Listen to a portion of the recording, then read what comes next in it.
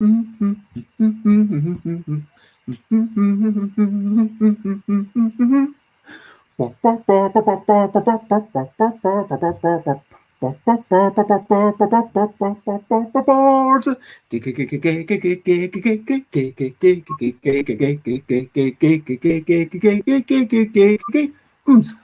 games, board games is what I'm talking about. Board games, I'm not gonna shout. I am starting off this streaming with a little bit of singing. And over here, I am in my room, but I'm also talking to you. Coming over to talk about distribution is the person known as Flavien. Flav is a person over from France. Flav seems to be happy to do a little bit of dance. And Flav will talk about all sorts of things that we will introduce after I finish this singing. Boards, games, and distribution is what we're talking about. Boards, games, and distribution. I'm not gonna shout. And hello, good morning, good afternoon, good whatever it is, wherever you are. I hope you are very well. This is episode 348 of Busy Beats and Boards Game Bladder. I'm going to be streaming every day at 10 a.m. UK time for the next 52 days. And I want to say good morning and hello to Jos van Tengeren. It is lovely to see you. Hello, Timmy. It is lovely to see you. And I want to say that today I'm excited to have this lovely guest, Flavien Loisier, also known as Flav. We're going to be chatting about live games and distribution. Can you give a very quick 20-second introduction to yourself and what's been going on with Hachette? So, good morning. Just a French here, been playing games for 25 years. Building a distribution job to spread the love in the UK and spread the love of board games and give access to more games to more people. Yeah. And you lost your you were made redundant in the summer, so you've decided you were thinking about embarking upon a journey of actually being a distributor. I've no idea of what it looks like to become a board game distributor, because that seems like it's basically a journey in logistics. You're making a very small margin, right? Because normally, I mean, the publisher's dealing with a lot of the percentage, and then so it goes from like a publisher to distributor to shop to consumer, and maybe the publisher's okay, they've got to do all the marketing, but then the distributor within their local area has to do a bit of marketing as well, and that's something that you are very committed to spreading the word to all the shops. And then, but yeah, it seems to be you've got to do all of these things as efficiently as possible. Actually moving the games around, that is going to be your job. Moving games into the UK and moving games from this big warehouse that you're going to have, although it might start off as a relatively small warehouse, I imagine. And then it's big. Well, you know, let's not quibble about what size a warehouse is and what defines a big warehouse and what defines a small warehouse. No, I mean, being obviously, I will not have them here in my home. So I had to find a logistic partner to have them. So I'm in the middle of other companies. So it's a gigantic thing, and they are really specialized in those preparation, doing picking boxes and preparing good wrapped things for shops there. So no, it's a big logistic partner and with big warehouses. So yeah, no, that's and how do my background is project management and all that, but since I love to spread love and talk about games and play them. Yeah, go back in the automotive industry was no more an enjoyable search. So started to look how I could make bridges between my two cultures. Now I feel more kind of English, and I love I have so many friends, and but I still follow French games, and I see what's popular there. So yeah, I was thinking that could be a good opportunity for me to link both, and so started to do my business case, and along the journey, I met people who introduced me to Hachette, and then here I am. And for those who don't know, Hachette, I feel like I should have actually done some investigation into the annual turnover or something to compare it to companies that people might know.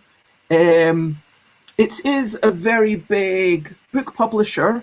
It's based in France, but then it has branches in the US, in the UK, but you know, it's mainly in France. Like a lot of its operations are in France, like a lot of its turnover. It started in France. It's a 2-century-old book publisher. We had to say it's a book publisher. Their main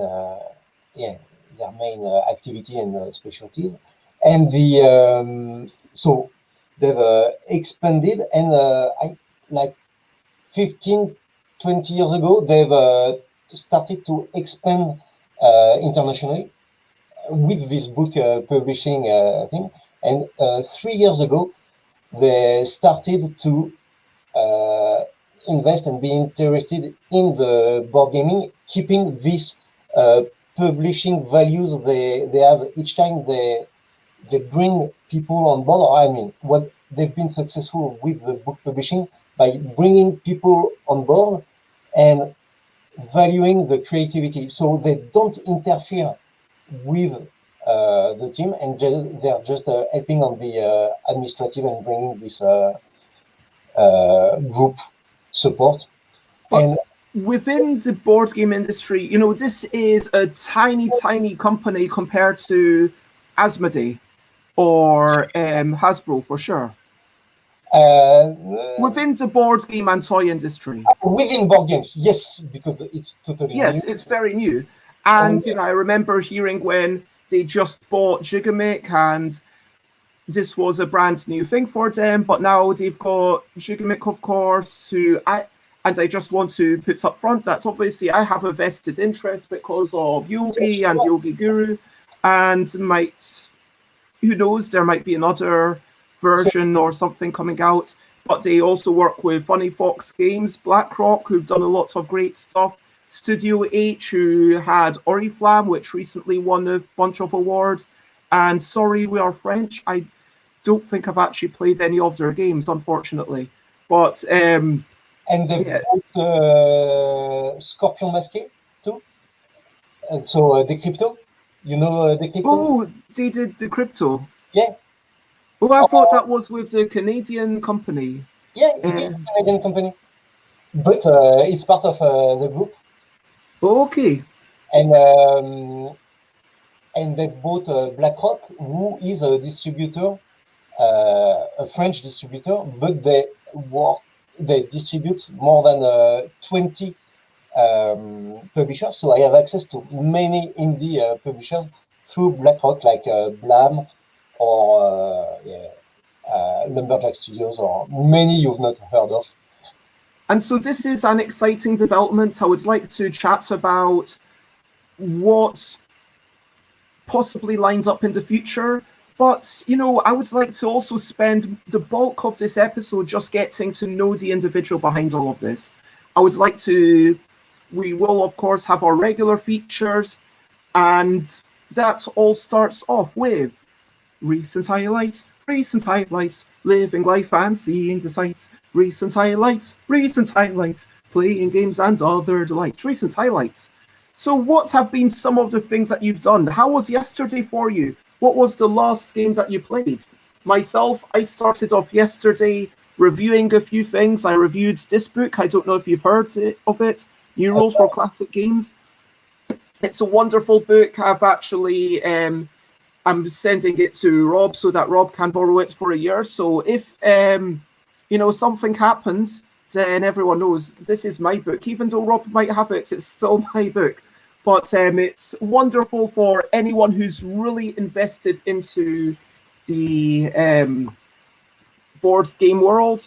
I would say Word Science was a lovely magazine, and a couple of my favorite childhood books that I think are still wonderful for adults. The Little Prince. I realize that, I should maybe try reading it in French one day. Maybe my French is good enough with the help of a dictionary, but by Antoine de Saint-Exupéry, if I'm pronouncing that correctly. Oh, yeah. And Alice's Adventures in Wonderland, which is such a wonderful story and so surreal. And these are like such classics of our generation, but I think it's good to go back to the book. And so that was what I did yesterday morning. I was having a bit of a headache. I wasn't feeling too well. I laid down and basically tried to have a bit of a nap and relax. But that was the bulk of what I was up to yesterday. But how are you? What are you up to? I've been reorganizing my the dining room with the games, so that was ended up doing a bit more DIY than I was expecting, but that's part of the fun. And Mythic Battle, Mythic Battle Pantheon. It's a skirmish game with drafting, and they have this Kickstarter Ragnarok upcoming, so we're mixing different pantheons. So started our painting journey with that, and it became my favorite game. So I've played it again with I'm lucky enough to have a son who loves it too. So yeah. Played that. And we love trick-taking games. So we have our Sunday evenings are always a game of Quash, which is the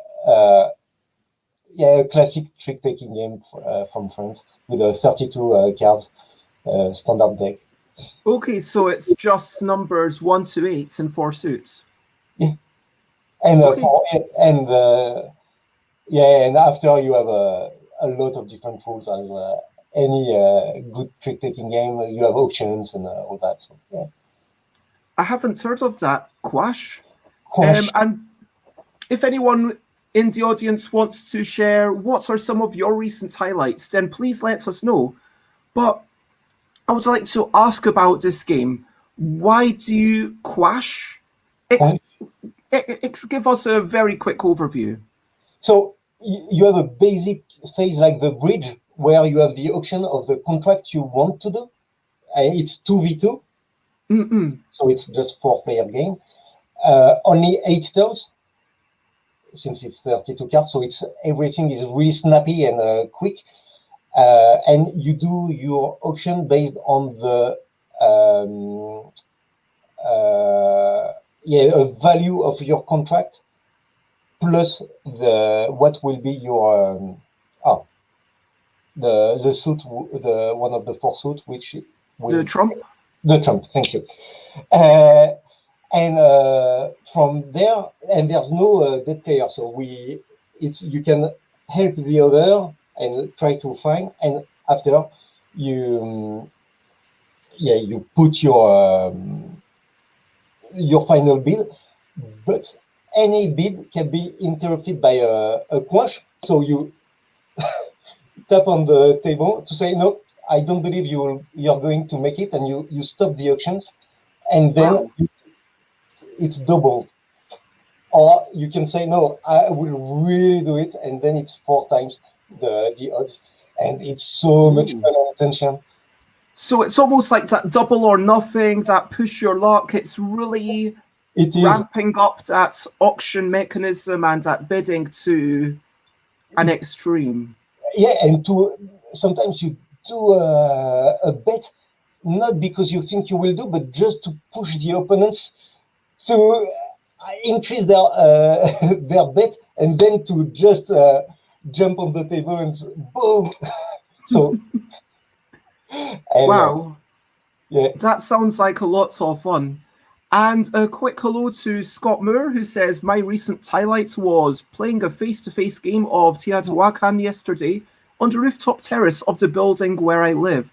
That sounds lovely, because here I believe you're allowed to meet people outside. So if you're lucky enough to have a garden, not in Scotland, but in England, you are able to meet up with people outside. Not in Scotland. In Scotland, things aren't going to change until the 26th. But in England, it is now permitted that if you have a garden, if you are going for a walk in the park, or if you've got a rooftop terrace, then amazing. And hello, QB, which is Matt Warwick, we saw on Saturday, and thank you for joining us. And if you've got any recent highlights or any questionably quick questions, get those in. I would like to ask you, Flav, what was a typical day like for you? Because you're right now in the process of setting things up with this new venture. How are things going for you right now? As of today, apart from the administrative part, which needs to be planned, have all the bank account set up. I mean, all the boring stuff I will not bother you with, like to be able to import stuff. It needs it needs paperwork, believe it or not.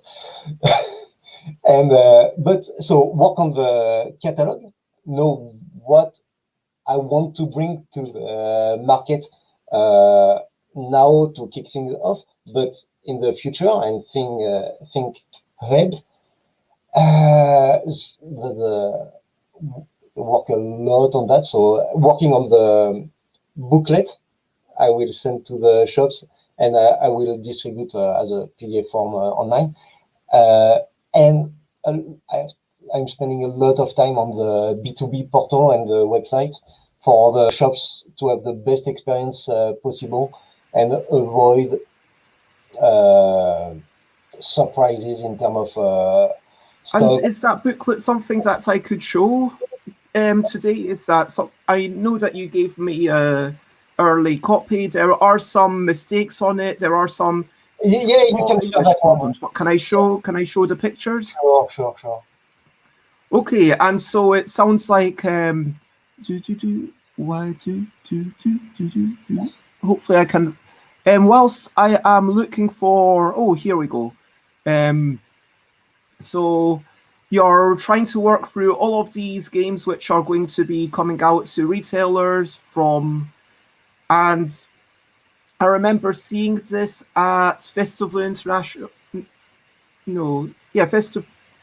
Festival International de Jeux. Yeah, that's what it's called. In Cannes. And I'm confusing myself for a moment.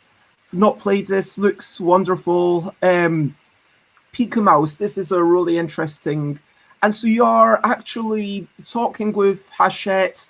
You've got access to all the games, and is it down to you which games you're currently bringing, and this is the negotiation that's eating lots of your time right now? It's not. It's negotiations, open discussions. I call them. It's they have the expertise and they know what they want to push, and so they've helped me a lot to kick things off. And I had this a proposed list of games I could access to, so for this first offer. It's really BlackRock and Gigamic who built that for me. We did just few adjustments. For the next games from this summer and after, that's mainly discuss the games, discuss with the publishers, see how we can work the games, and but. Open discussions rather than negotiations, and planning rather than maybe negotiating and trying to work together to find what the. And it seems like with this lineup, you've got a.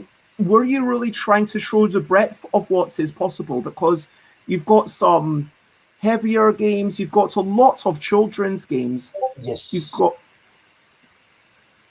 Yeah. What kind of things went into this these decisions? So, from my experience as a parent, and I used to run with Dan Hughes, a family board game club at in Huddersfield.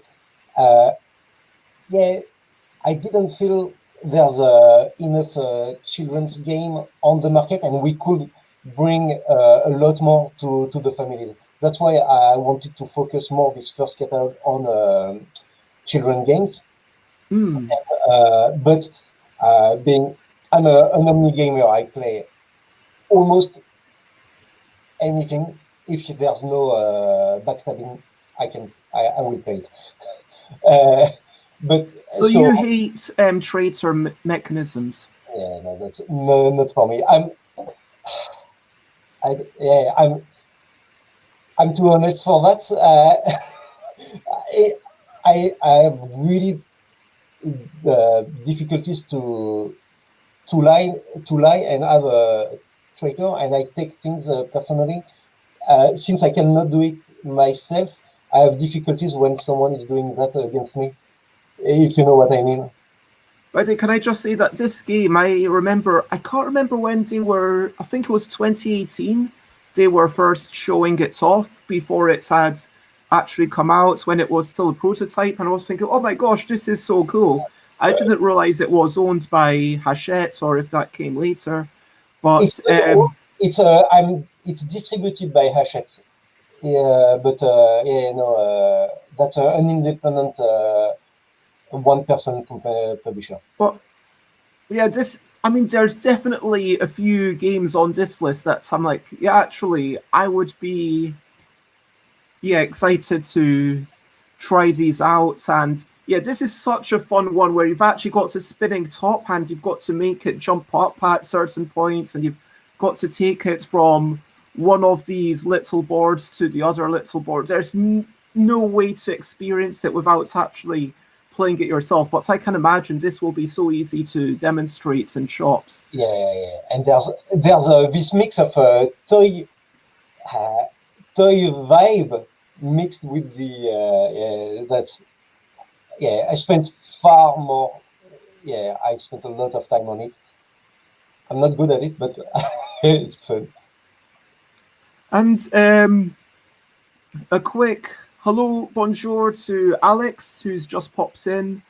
And, oh, wow, this is really exciting. So Yoss says, a recent highlight was seeing Tom Crosby and Chaz Redhead playing Yogi on stream challenge yesterday during Tom and Chaz. I did not know that happened. I will have to go to the stream and check it out. That's really exciting to see. Was it with the actual Yogi pack? Because I know that I knew that Performing Nerds was a fan of the original version in a bind before it became Yogi, and so. But my favorite is if you mix Yogi and Yogi Guru together, because that is like the ultimate challenge. Oh wow! Yeah, Yogi Guru. Some of the cards it was like, is this too silly? Is this too difficult? I was like, no, I might never get to try and do another sequel again for this game. Like, I'm sure there will be other games in the future that I do a sequel for, but like this, I can't. This was like me pushing it as far as I can possibly push it in terms of silliness, in terms of physical dexterity. And Stream Elements does remind us to have a wee bit of a stretch, which I am going to do. And so now we've talked about what's coming up. We'll talk a wee bit more about the catalogue in a moment, but let's move on to the questionably quick questions. If you have any questionably quick questions, then please chuck them into the chat. Oh my gosh, Yogi and Yogi Guru are combined. That's very exciting. I will definitely have to check that out. But yes, if you've got any questionably quick questions for our guest, then please chuck them in. the first thing I always ask is the very easy question of, where exactly are you? I'm not asking for the exact street address, just in as much detail as you would like to share. And what time is it? Here it is 10:25, and I am in the northern parts of the UK, also known as Scotland. And I'm in Heckmondwike, so near Huddersfield, so 10:25. North of the UK too, but not as north. Yeah, people call it the north, but people are really just being centered around England, which isn't. Indeed. Yeah, forgetting about an entire nation. This is why S&P, like, why devolution is a thing. People keep forgetting about us. So, next questionably quick question. What is the first board game you remember playing? The proper board game Diplomacy. How do you define a proper board game? I didn't want to say proper. That's because as a child played all the Monopoly and that. But the game with enough choices and player interaction to make the game compelling. Yeah. So the first game that you would say that's a good game was Diplomacy. Yeah. I wouldn't play it, and I didn't like this backstabbing experience, as I told you, but I still played it like 20 times. Wow. Well, it sounds like Diplomacy is a brilliant thing. What's a little thing which is brilliant? So, Diplomacy, why is it a brilliant thing? So why is Diplomacy, the board game, a brilliant thing? So, for those who don't know, this is everyone's taking control of a different country. Some countries, I hear that Italy is very much. I've never played it, but I hear Italy is regarded as a very minor power, and you need to do a lot of negotiations to even stand a chance. And then you make these negotiations, you make your simultaneous moves, and then when the simultaneous moves are revealed, it's like, oh, did that person do what they told me they would do? Are they actually supporting me in this war? Or are they backstabbing me? Are they actually attacking me? Because at some point during the game, you might have to attack someone after they've removed the troops. Yeah. So why is that a brilliant thing? Why were you enjoying it despite your hatred of betrayal in games? Because that's the first game I've encountered where you really have choices to do and you're not guided by a die. And it's really your decisions which impact the game, not just an input randomness you have no control on. So that was and friends and human. You spend times with friends, and it's 3, 4, 5 hours games. So when you have an excuse to spend time, and we are with friends like that, it was so good. But I was. That's a really good point about the diceless nature of it, and that all the chaos comes from the people, and having that focus be put onto the people. I mean, it's almost reminiscent of something like Power Grid, where sure, there might be a tiny bit of randomness in the order that the cards come out, but frankly, you could have all, if you set it up so that you knew all the order of those cards that were coming up, it would be practically the same game, because it could work perfectly well, and it's all about the chaos from the other people blocking you, getting in your way, and that's where the joy of gaming comes from. For me, very much, it's about that person-to-person interaction. It is. I have to admit, I am slightly put off by all the stories of Diplomacy turning friends into enemies, but maybe one day I will get to play it. I found out it's a Diplomacy club based in London, but then Yeah, I only found out about them in 2020, and then a couple of months later, it wasn't safe to meet any longer. But let's move on to the main topic. We are going to talk about Flav's life for quite a bit, for maybe an hour, and then we will come back and talk about distribution. But if you've got any questions in the interim, please chuck them in, comment, ask questions, fun like follow, all that good stuff. And let's get on with it. Let's chat about life, games, and distribution. Indeed. So we've already talked about recent events. So let's go back to the start. Let's talk about the earliest childhood memories. What are some things that you feel really defined you? Being friends, grew up 100 kilometers east of Paris. And so we countryside, middle of the fields in the Brie. So here in the UK, you know the cheese, the Brie. So it's there. After I won't go in the arguments against Camembert and all that, but that's yeah. So small village, and so just with our friends playing outside.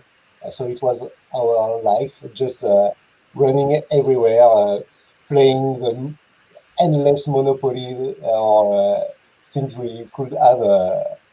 Yeah, and yeah, that was pretty much it. And we stayed there 18 years. And so, I know you said you don't want to get into it, but the fact that you said you don't want to get into it, now I'm very curious. Was there a big rivalry between Camembert and Brie? Basically, it's just you've tasted both. You know. Oh yeah, of course. I mean, I'm almost scared to say which one I prefer now. No, don't. Okay, I slightly prefer Camembert. It's the same recipe. Really?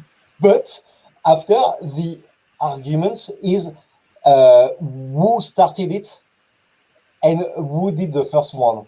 So, for example, if you take the Coulommiers, it's Brie, but just slightly bigger than the Camembert. So it's comparable. And after in Normandy for the Camembert or in Brie for the big wheel, you have every city has its small specialties with more salt or dried on straw, or a lot of different things from one city to the other. But that's what makes. I've heard of English Brie. I've heard I might be getting this completely mixed up, but with the stuff that's sold in the UK, I feel like a lot of Brie is actually produced not in France necessarily. Brie Norwegian. It's so Brie. Does Brie have to be produced in Brie?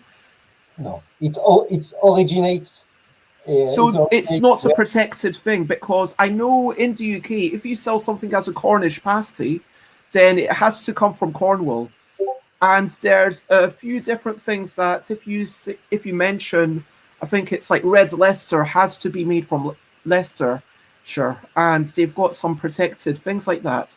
I know, of course, Champagne are very insistent that if it's not from Champagne, then it's only fizzy wines, or you can get Prosecco from Italy, which is basically the same thing, but it's produced in a different location. But for me, Camembert, I always find it a bit creamier, like a bit softer. Maybe it's just where I'm buying it. Maybe it's just the supermarkets in the UK. Yeah, I will need to bring some back to you directly from Brie. You have those, or try to find a Brie de Meaux coming from the city of Meaux. I know there are some places selling it in the UK. MEAUX, and here it's still creamy and all that. Oh, yeah, but yeah, I mean, talking about cheese, I could talk about cheese and food 3 hours. Oh, one of the highlights of, I think it was 2018, the first time that I think that might have been the first time I was in France on my own, and then I went to Cannes. I was sort of invited by Jürgen McD, maybe paid for a hotel for 2 of the nights, I want to say, and then some of the nights I was in hostel with someone else. And then I also got to visit some friends who were lovely, Jonas and Yeah. Emile and Ellie. And what I did is while I was there, I asked people, where should I go in France? And someone said, my favorite place ever is Montpellier. And I thought to myself, if that's someone's favorite place ever, I should go there. And it was like a lovely city. It was, very chilled. But for me, the highlight was sitting on a wall and eating cheese and just eating all the cheese. It was like good cheese. With the baguette. No, just the cheese. Just the cheese. Ah. You look like you're shocked. Why not have, if the cheese is so good, why not have the cheese on its own? For the crispiness of the baguette. When you have it warm, just out from the bakery, still crispy, and you spread a good camembert on it, nothing can beat that. See, I don't like white bread so much. If you could buy a baguette that was brown bread, I might be all over that, but I want a bit more flavor in my bread. I want some seeds in it. The baguette, it feels like, hey, it's not got much taste. It's just this cotton wool that's filling you up. That's how I feel about the French baguettes. I'm sorry. I'm not a fan of white bread. No, it's depending on the flour you use, it's not white anymore. When you have the original one was full flour, they were not able to sort the flour and to have a white. So a lot of the original old one you have in the small bakeries are. Again, I'm going to be honest. Basically, when I go to a place like that, I'm kind of thinking, I've got limited time. I want to fill myself up on the tasty things. I want to fill myself up on the best things. So I'm going to go for just the cheese, just the croissant d'amande, just the fancy pastries, the fanciest things. And so that's what I'm going to be going after. Whereas, maybe if I was in France for a year, then I would be like, okay, I've actually filled myself up on baton. Like I could get behind that. I prefer a little baton, and I can get to that higher cross ratio. What do you think of this, Fav? So it's really thinner. Yeah, it's basically it's just the crust, and love it. And you just out of the oven with a bit of butter. True story. When I was like, I would be totally down for spending some time in France if I felt like one of my dreams would be to, I don't know, go there and be meeting up with Theo or someone and just designing games with people in France and somehow working there for maybe 1 year before I go to another country and just traveling, like, because I think after a year you get to know a country better. Do you know what I mean? Then you've seen it all the different seasons. You've seen like if you were in London during normal times, not obviously 2020, but then you would at least get to see the Notting Hill Carnival. You would get to see the New Year's celebrations. You'd get to see how it is in summer, how it is in winter, and it's not that great in winter, I'm going to be honest. But let's move on from the forest, from the cheese discussion. Let's talk about Magic the Gathering. Let's talk about university. Yeah, so I've been allowed to escape from this countryside at some point to make studies. So no, I was going in the 10 kilometers away to go for the high school and all that. But starting, it's not exactly the same system, but basically after A-level, there's a 2-year thing where I moved in a bigger city with a wider gaming culture, and then discovered Magic the Gathering, so in 96, something like that. Yeah. Playing a lot of Quanch as well. So we were in dormitories, and yeah, so playing so much of it, and it was cheap at this time as well. So this would have been when 4th edition was coming out, maybe? Because it had only been going 3 years, I guess. I don't know. I started at the end of Ice Age. Oh yes, so that would have been 4th edition revised. So yeah, that was the first ever big expansion. Yeah. So, and yeah, played a lot, but I had to do all the math, the chemistry, and all that as well. So, what's your relationship with CCGs now? Because I mean, it's easy to say, oh, CCGs have gone the way of the dodo, but there are so many big ones today, like Vanguard, Buddy Fight, and of course, Pokemon continues to be a thing, as well as the granddaddy of them all, Magic. yeah. But for whatever reason, Vampire, The Eternal Struggle, and Netrunner are now nothing more than fan projects. And Battletech and Star Wars have, yeah, so many, I think, were based on licenses, and then they try them, they fail. But what's your relationship? Are you comfortable with that payment model? How long did you continue playing for? I'm still playing it, but not as a lifetime. I still have 15, 20 decks. I buy a box time to time to rebuild things, and we play on a weekly basis with my son. Oh wow! Still, but casual. You know, just enjoying the gameplay, the pure gameplay. But Keyforge brought that to us as well. So we play both. And I never fell deeply into the other CCGs, to be fair. The dedication you need to build your deck ahead is something I've lost. I think I just prefer the Keyforge experience, where you just jump into, you have your deck, and you jump into the game. Yeah, I think Richard Garfield really managed to recapture that joy of sealed deck and having to keep this very small set of cards where, yeah, sure, there's going to be some janky cards and you're forced to play with them. I played a wee bit of Keyforge, and I actually sent someone £10 just today to get a starter deck. So now I have all the official, or next week I will have all the official little tokens and whatnot. So I'm quite looking forward to that.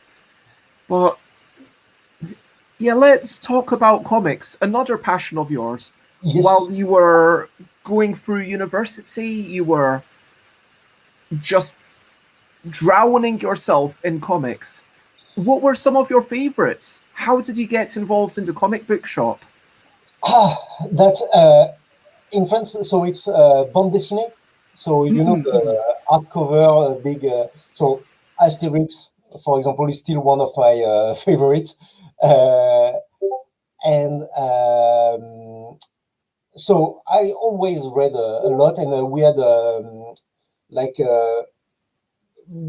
different US comics, Avengers, Spider-Man, all bundled together, translated in French, and you were in the car boot sales buying lots of them, reading avidly.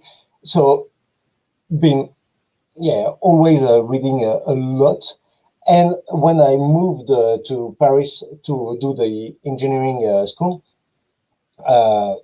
discovered even more, started to work in a comic book shop. I mean, to pay for the food, for and for the and for the books, because I was reading so much. Okay, so working there, then met people, and then we've opened the shop together when I was still at the engineering school, with a concept to be open until midnight every night. So in the Paris city center. So yeah, joining passion and work. That is lovely, and I think that for me, I have lots of love for comics. The fusion of pictures, pictorial representation, and words. I mean, I know that in theory, comics don't need to have words, but I do think that wordless comics can be quite often a little bit hard to read because the picture carries too much weight. I mean, obviously, there's very something like The Snowman or Father Christmas, I believe, by Raymond Briggs, if I'm not getting that mistaken. But at the same time, I think that for me, it is about the fusion. And also, when you're learning new language, for example, Usagi Yojimbo, I've got a few comics that are in French and I've already read them in English, but it's just a little bit easier to say, okay, I'm going to have to do a little bit less work for these words. And so I think there's definitely something valuable there. Is this still a passion for you? Do you still have a big collection of all the Asterixes, all the Tintins, all the... Yeah, I don't know what you can... 12,000? Is it a big collection? Pardon? 12,000. 12,000? Yeah. Wow. So, yeah, so yeah, they are stored in France. I have maybe 1,000 here, but where I still buy them and bring them. And when you say 12,000, is this single issues, or are you talking about the comic books? TPBs. I'm not buying any single issues, just the books. Okay, wow. 12,000, that's like... so you've got a whole library locked up. Yeah, so it's so frustrating to know they are just in boxes and I cannot access them. So there are things I would like to share. Everything is to share. So I would like to share some of the books and talk about them or show them, and they are just in boxes kilometers away. So that's a bit frustrating. But yeah, and I still buying and reading a lot. I mean, a lot above the average, maybe 20 a month, 20, 30 a month. So that sounds like it's a major expenditure. And hello to the Board Game Gran, and we are talking, just for those who are just joining us, Flav is setting up a distribution network for Hachette games, and we're just talking about Flavien's life, and we're currently talking about comics. And the next thing that I was really interested to talk about, maybe not super long, but talking about what you were doing in the car industry. So after university, this is going to be a boring thing, but this directly integrates to your ability to do the job as a distributor, I guess. Yes. Done a lot of different positions, from manufacturing, development, project management in innovation, directly for car makers or for the suppliers. I moved to the Midlands even during 18 months to work for Peugeot when Rayton was a thing. So did that during 20 years. Our product development, obviously, a lot, and working on all different parts. So the technical part is I think, but yeah, won't talk about that. Yeah, that was the engineering part, which was. No, I don't know. Like, I agree with Board Game Grand that, things that occupy our lives, like hearing it from the point of view of someone who's got expertise. And yeah, even though there might be a lot of technical stuff going on regarding logistics, let's talk about how organizing things correlates to your new venture as a board game distributor. So, what are some of the skills that you would say you gained along the way? What were most of the, yeah. Let's.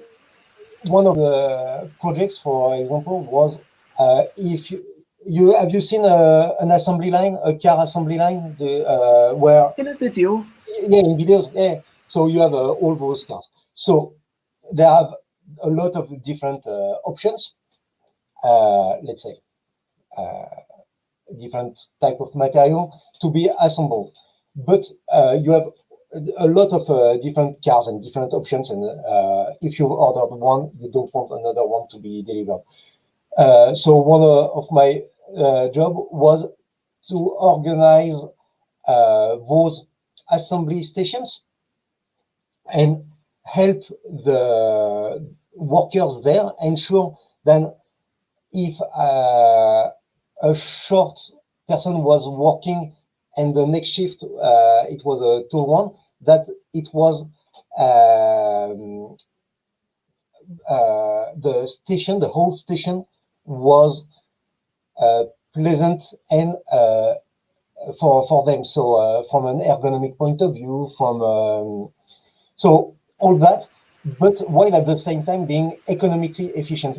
So it's bringing the human needs of and with economical things together. Yeah, you've always got limits on how much you can spend and how much. So the limits are time and money, and I guess there's other resources like knowledge, but you're trying to balance and do the best that you can for the workers, but also maximize the efficiency generally. So, and with a lot of different inputs, there's something I used to joke about that. I was a carpet engineer. And then, but what is technical in a carpet?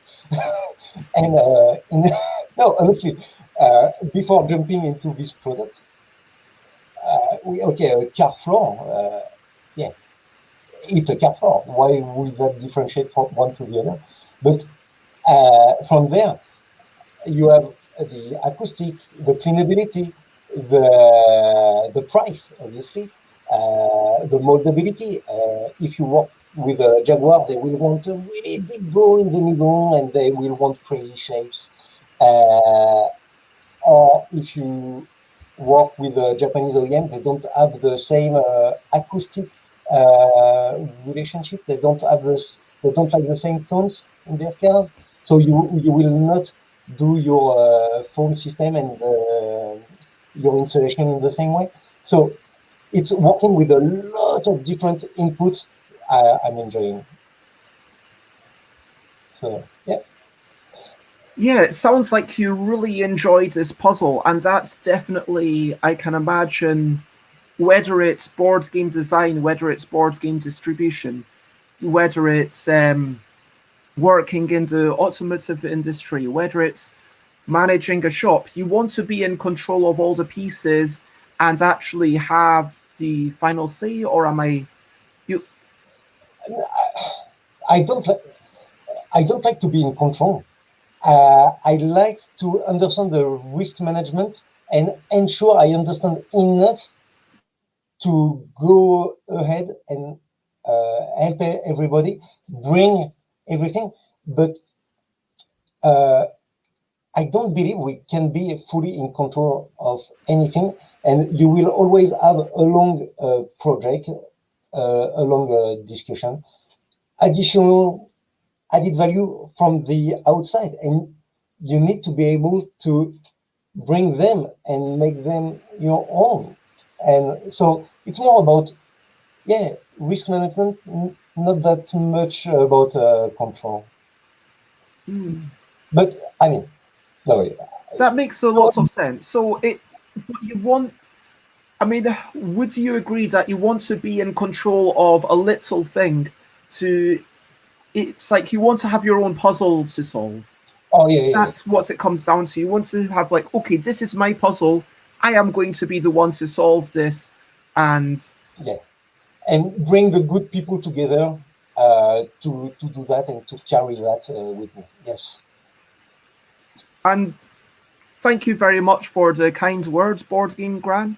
That's lovely of you to say. And I would love to talking about being enthusiastic about things, talking about board games and your partner. So you found someone else meeting who enjoyed books and board games, and then you had a wedding, and the wedding was board game themed. Can you tell us about that? So we met. That was the starting of the engineering school. So 11th of September 2001. So and both fan of gaming. So playing Quench at the engineering school again, Quench, and bande dessinée. So she's been my partner in crime for 20 years. And when we organized, it was just after the engineering school we got married, and so it was 150 people, and we organized a killer. Where you needed to find someone else you had on a paper and generate a conversation, and they needed to push the other to say a word to have them eliminated. But it was more to give an excuse to mix everybody and bring conversations. And it was the beginning of Days of Wonder. So as well, so we had Days of Wonder, yeah. So we had a Gang of Four cards everywhere, or Jungle Speed. They had a version in plastic, so we were able to put the cards directly inside the meat slices, for example. So people were taking the card. So this type of joke. So, but that's been a fun day. Being there for the start of something like that must have felt really exciting. I can only imagine. And it's when you mix people and friends and families, and you realize there's a good match, this alchemy, and everybody has fun. That's what life is about.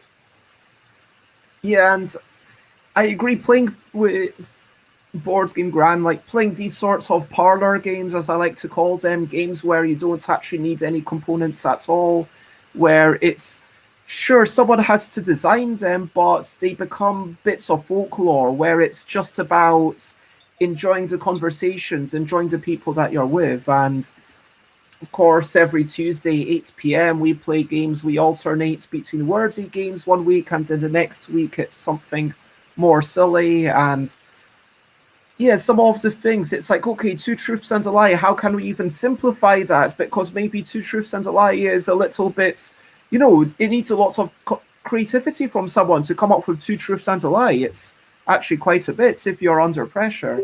And then, but having something where it's just like, okay, even the things that everyone knows, like charades or, and stuff like Sid Sackson's Haggle, if anyone's played that, where you're trying to work out this labyrinthine web of rules, and then you're putting things together, and it just gets to the heart of board gaming, which is all about the social aspect. yeah, bringing people together, having fun together. Mhm. Whichever the way you have fun. So yeah, no, that's And Stream Elements is reminding me that it's time to stretch around because it's important to get out of your seat every 40 minutes, apparently, for your health, even if it's just standing up and then sitting down again.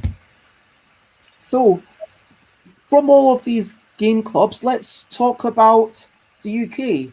So, you yeah. moved to Yorkshire, which some people might have you believe is the best place in the world. Yeah. Now, yes, I was afraid of what you were going to say. No, yeah, Yorkshire is a. Maybe I shouldn't say that live, but yeah, indeed better than Midlands. Yes.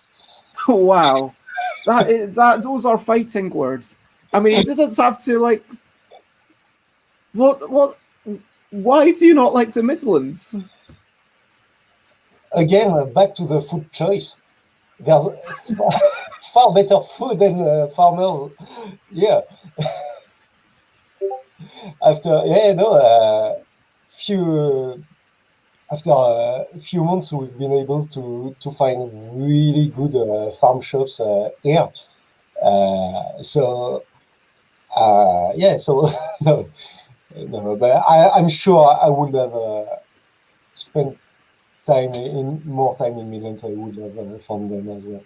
But no, no. Yeah, so moved here for work 7 years ago. Uh, and spent few couple of first years not being able to find board game clubs and friends and all that, and then first I know it was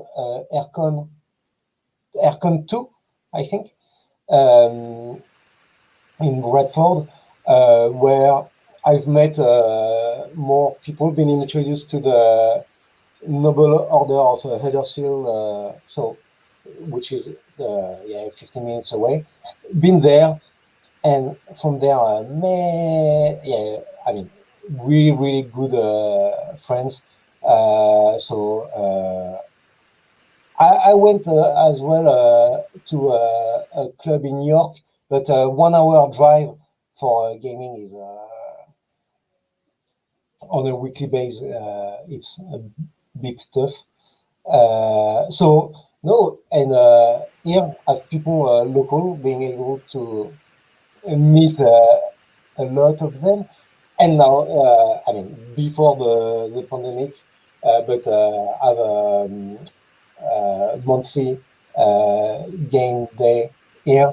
The when we moved here, we took a house. We didn't know we were going to settle, so we've chosen a house big enough to have the family coming over from France to take care of, or just spend a week.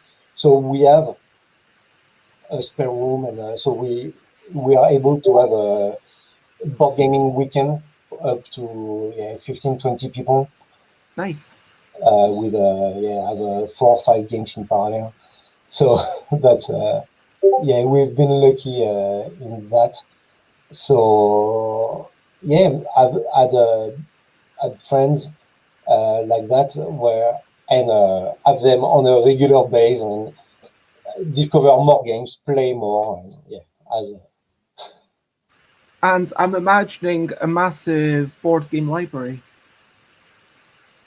I don't know what you call massive. I asked the kid to come down yesterday. I think between 3 and 350. Okay. So And hello to the Marmalade, who presumably knows you well, who says board game weekends in the Loisier household are the best. And thank you for joining us, and thank you for that vote of support. I think oh, I want to talk about one word that you used. I don't know whether this is just language barrier or whether you used it with purpose, but you said only with the help of Aircon 2 and this group were you able to make friends. So does that mean that you were struggling to make friends in Yorkshire until those things? Did you find Yorkshire an unfriendly place when you first moved in? It's maybe no, it's friendly, but you need to have a common ground to kick off the discussion and being engaging. And I don't watch TV. I don't like sport on TV. I never watched a football match or a football game. Literally never. A few minutes. Yeah, no, never. Okay. I know how it looks like, and I've played it, but I cannot sit in front of a TV to be passive and watch it.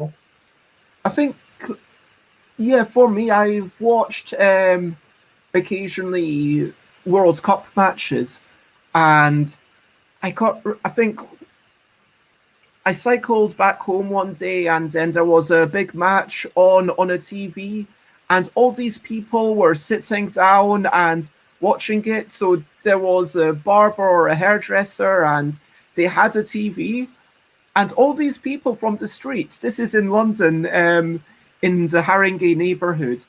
I think there were maybe 20, 30 people literally sitting in the street watching it through the window, and then the person was trying to make it so that everyone in the street could watch it, because I guess it's also good advertising for their hairdresser anyway. But for me, that was really interesting, and then sitting down and being part of that, because there is definitely a drama to it. Yeah, and it's engaging, and for people really putting their heart and their passion into it, I totally get that you're into it, and that's why as soon as you have that, people are lovely here, and but yeah, I didn't have this leverage of discussion kickoff. If that makes sense. No, I get it. And I assume this is complete sarcasm from Alex, who's just eternally trolling me. Yorkshire is infamously unfriendly. And Board Game Grand says, yeah, TV and TV sports, that's two big discussion points. For sure, whatever you've got, whether it's swing dancing, whether it's improv, whether it's... I mean, in a sense, there is the notion of, okay, you're human, I'm human, I am interested in you as a human. And that's why I've enjoyed the shows that I've done in 2021, where I've been talking a bit more about people's childhood and whatnot, but there's still the basis that you are someone involved in board gaming. Let's be honest, I wouldn't be having you on this show if you weren't doing something real, frankly, quite important and quite game-changing. But like, I am open if someone wants to come on and say, hey, I'm just a board gamer, let's talk about a thing. Sure, I am happy to have you on the show, but then maybe let's talk more about just board gaming. And it seems like you've got to establish that there's the common ground before you then diverge and talk about everything else. It's a weird thing with humans there. Do you know what I mean? That's where food is the key thing. Again, if you start, yeah, I love talking about food, and within other field board gamers, there's a lot of cook or not Mark Cook. Sorry. Yes, and wine. Yes, we moved the wine collection there as well. Wow. You're such a stereotypical French person. Yeah, like, just I'm not saying it's a bad thing, but you know you are such a cliche. For that, I totally accept it and I take it. As long as you don't drink to excess, it's all good. Again, wine is about sharing it with people. So we open good bottles and bottles only with friends. So yeah, that's. Now, at the time that you moved to Huddersfield, that was because you were working for Peugeot, and so you were still working for the automotive industry until last year? Yeah, it was not for Peugeot, it was for a supplier. So I was working for all the car makers. So yeah, and I moved here to take innovation, project management position in innovation. Yeah, and been made redundant only last summer after COVID and all that. When that's but yeah, that's the professional part of it. I don't. Yeah, but it's in few years ago, still as a passion, both comics and yeah, I've helped Monolith for Batman. If it's what you were wanting me, Yes, you can see it scrolling down at the bottom. that's, So, so yeah, that's what it was not linked to any car maker. I promise. I have not put any carpet in the boxes or. I promise I've not taken part. But yeah, the being a fan of comic books, I was answering on social media about board gamers wanting to read comics and know a bit more about Batman. I was answering to that, and in the thread of discussions, I've asked, and by the way, are you going to demo it at UKG for me to play it, to test it?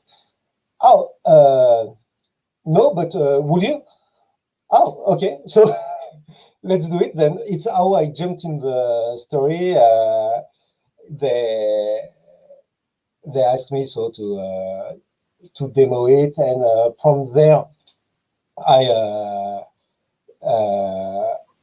I've demoed it a bit everywhere in the no, in England, and found a friend to demo it in Scotland. Yeah, that was too much kilometers. I mean, do that in parallel to an industrial job was killing me. So it was really all weekends, most of the evenings.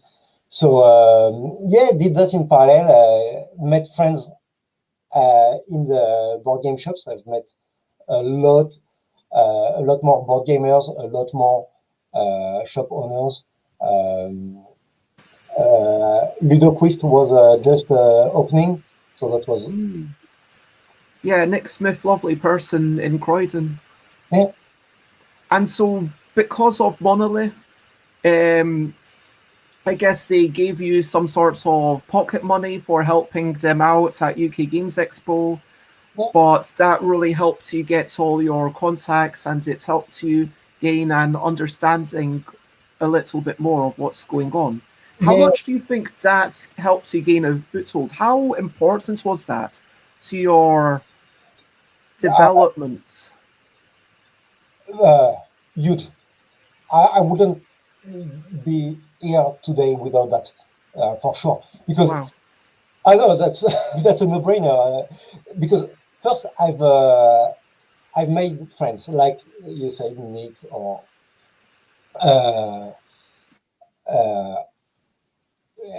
I will not list them, but those friends, I've shared their their struggle, and we've discussed about things business-wise.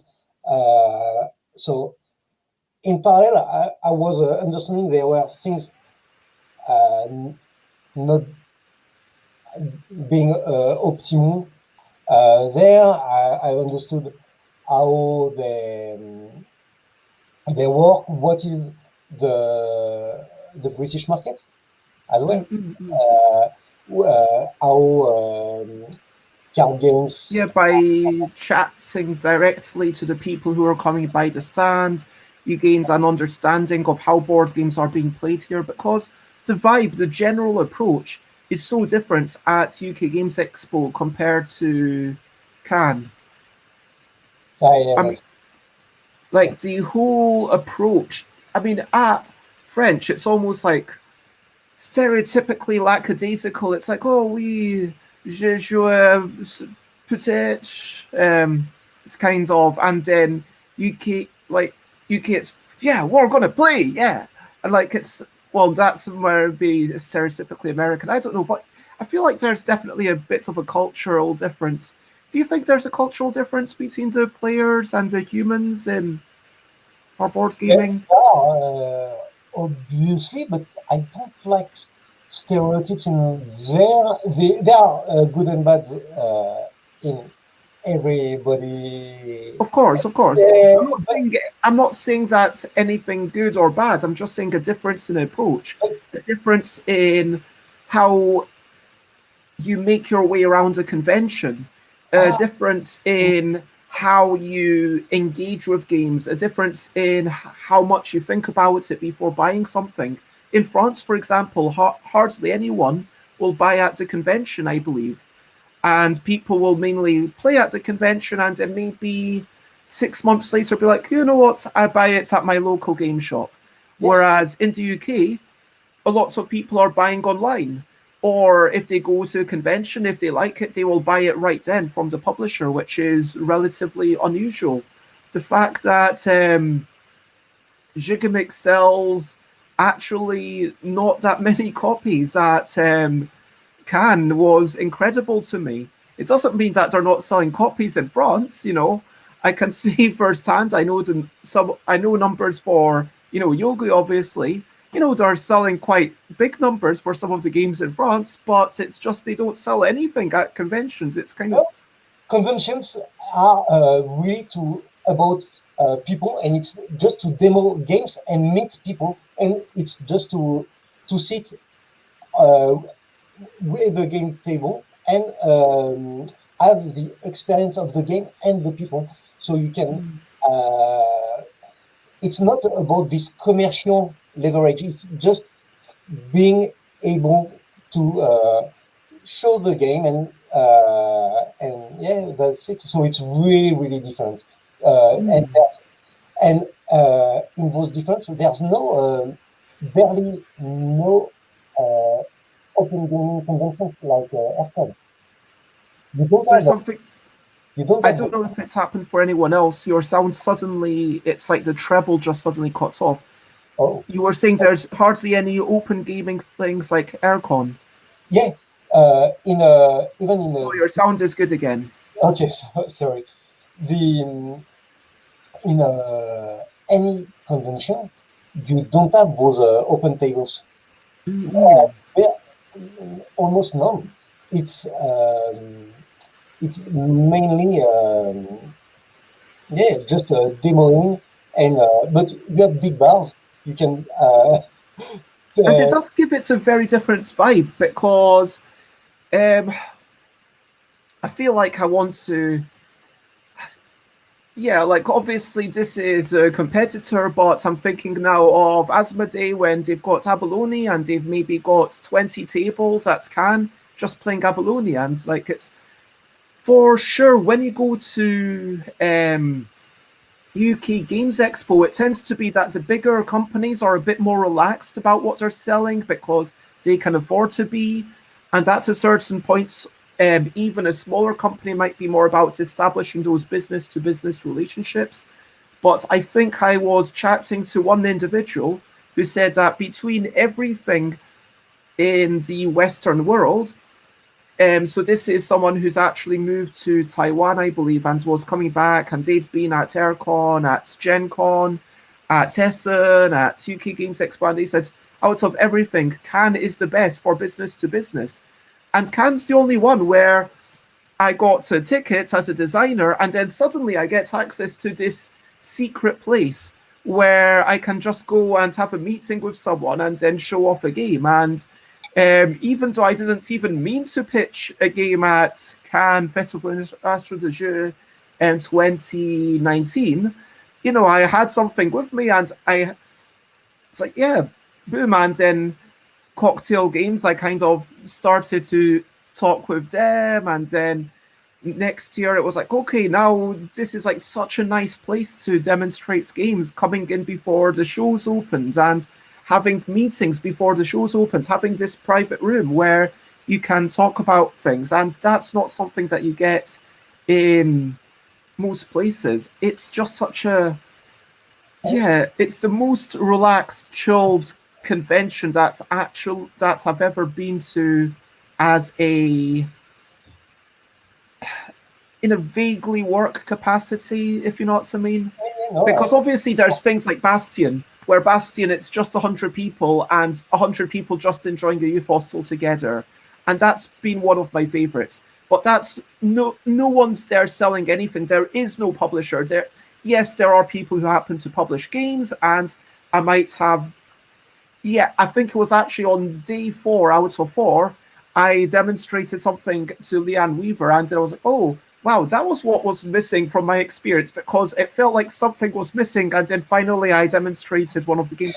Oh, now it feels like everything's complete, just like that tiny bit, because before every... But let's talk about 2020. Let's talk about 2021. Let's talk about your redundancy in as much or as little detail as you're willing to share. Was that, if you're willing to share, was there a nice package? Was it a shock? Was it a happy event? Was it a terrible event? At this time, no, that was I was first surprised to be, but yeah, and the social, I mean, compared to France, yeah, I had nothing. No, the package was ridiculous.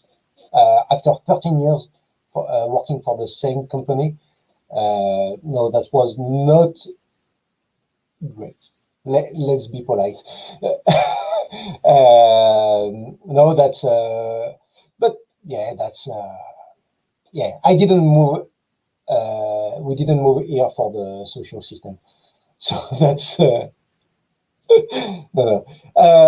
But yeah, that was a shock. I didn't expect it, to be fair. And I was really projecting myself on the long run with them. But after all, that's been the best thing happening to me. So can't complain. I can't complain.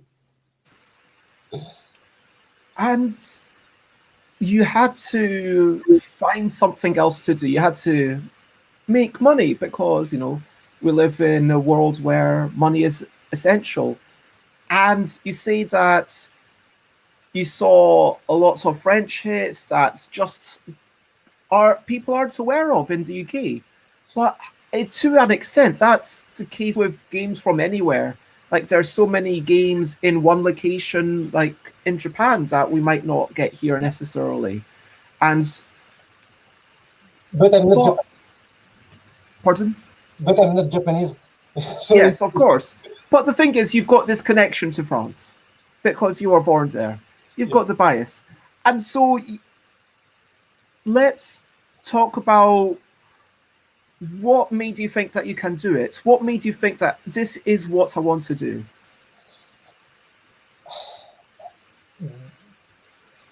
You've started to touch the point of the competition with Asmodee, and maybe it's worth coming back to that, maybe something you're not. They have talked about a bit like the bad giant werewolf, but in France, they have really been the one allowing and working on bringing more games to homes and to spread that, and that's been from the late 90s, where you had started with even a bit before Jungle Speed with more party games where you have some leaning with strategic games as well, and they were really pushing to bring that everywhere. So supporting French-talking media and all that. So this gaming culture allowed a lot of publishers and creativity back from the mid 90s, when you had Bruno Feduti Citadels. And I mean, the way that they are pushing the modern classics line and all these things, for sure, I can definitely see that. Hey, if you are the biggest bear in the room, then it's not enough to just have everyone. I was going to talk about eating humans, but that doesn't sound very happy. But it's not enough to look, from a business point of view, it's not enough to just go after all the existing customers. If you're the biggest one in the room at a certain point, you need to keep growing this thing. And for sure, if you become someone like Disney, then you have, cross-media thing where it can be like, okay, we've got a games division, we've got a theme park division, we've got a TV division, we've got a movie division, we've got like even, do they have a music division? Surely they must. Like a division like all about selling their music to people. I assume they do. Yeah, they must, because they have those artists coming directly from the Disney brand. Yeah, but Emily, the point is that if you're someone who's working within board games, and if you're like selling so many board games to all these people who are already playing stuff, you need to actually expand the market. So is that what you are really inspired by? Not just selling to existing board gamers and trying to expand the market for these particular French games, but also expanding the market overall? Is that something that inspires you? That's what I would like to, but it was more to explain and give a background about the French market and why there are a lot of different indie publishers which been bringing and bringing new things on the market, and obviously it needs to be worked on. And yes, for me, with my values, and I would like, that's my goal, to give access to games to a broader public, like schools to use more games for teaching, or even in social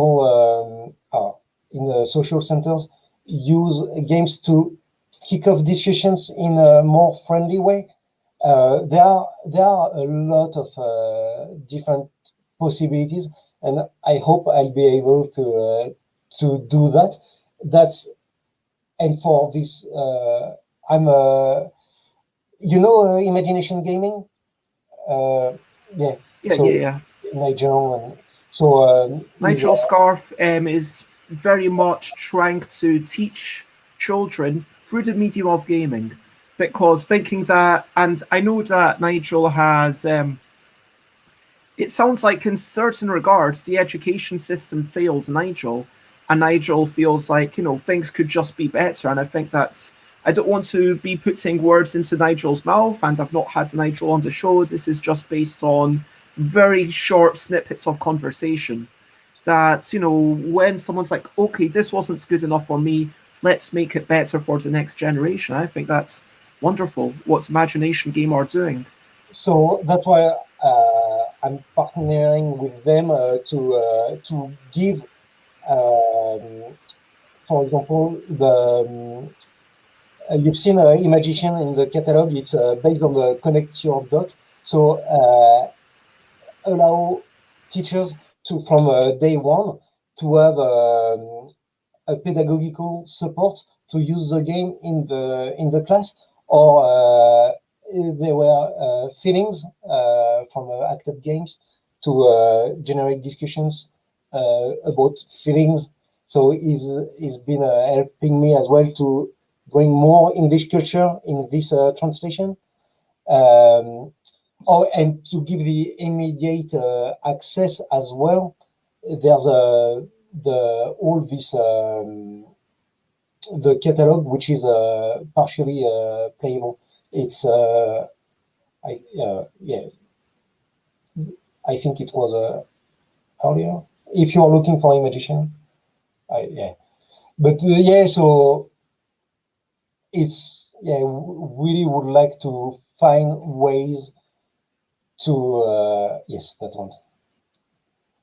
So here the game is connect the dots. If you go on the following page, there's a small demo. So you have cards with all the different symbols you need to connect. So you connect them, and then you need to guess what you've just drawn. And on the long term, for example, it can be use the game to form the letters. Why not?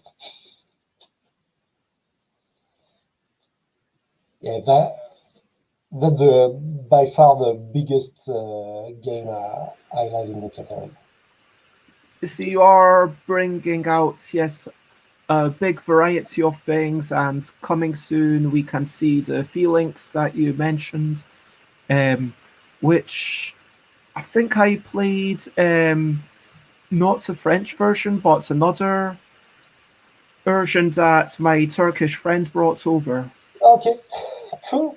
But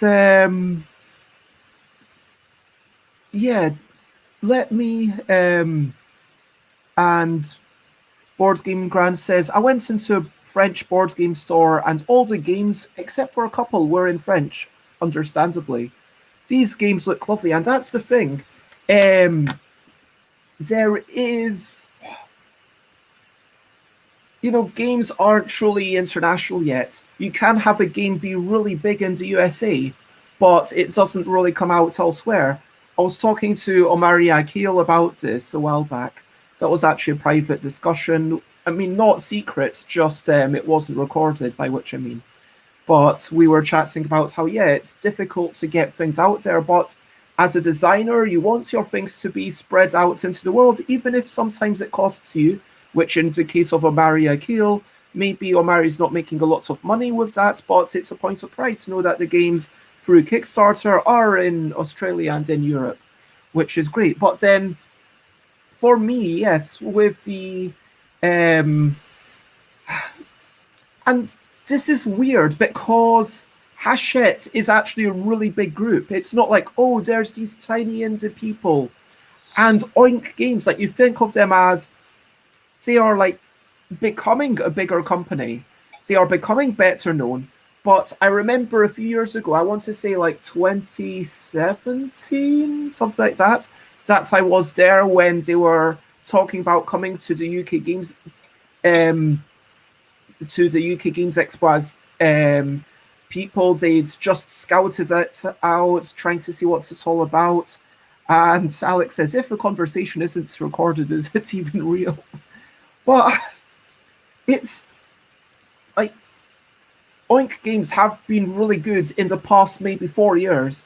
at coming onto the scene, at really expanding their base of trying to get these Japanese games into Germany, into the UK, into all these other countries. And this is the weird thing that from the point of view of who was distributing Yogi, I know that, okay, a while back they were looking for a distributor, and then it was Coiled Spring, and then Coiled Spring got bought by Asmodee, and maybe there's the desire for Hachette owned with Asmodee owned to not work together and then they went with Green Board Games Company, who got bought by Asmodee, and then they went with VR Distribution. And that is the current person. But let's move on to, what you said here. You want to build a new type of distribution offer, and you talked about refining it with Nick Medinger, and shout out to Grace Kendall and Mike Balsole of the Tabletop Mentorship Program. But let's talk about, why is your distribution offer new? What are you doing differently?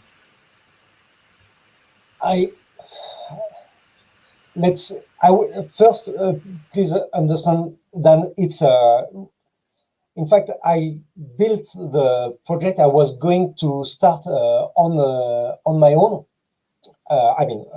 Really with my money and all that. And it's just through meetings and being introduced, then Hachette came here. Oh, then maybe you could do that for us and use our catalog. So that's how it came and started. So it's really, a one-man show. It's been a stroke of good luck that you approached BlackRock, and then they were like, hey, wait a minute, you can't deal with just us, we've been bought by Hachette. And then you were like, oh, wait. And then Hachette were like, oh, actually, we're looking for some distributor in the UK. Why don't you spearhead a new program? No, they were not.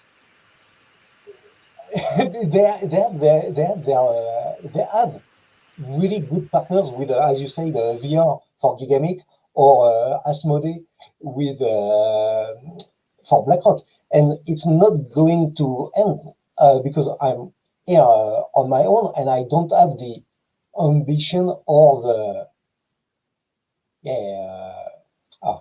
I don't. Oh, what is the word when you don't want to see yourself more efficiently or above the other?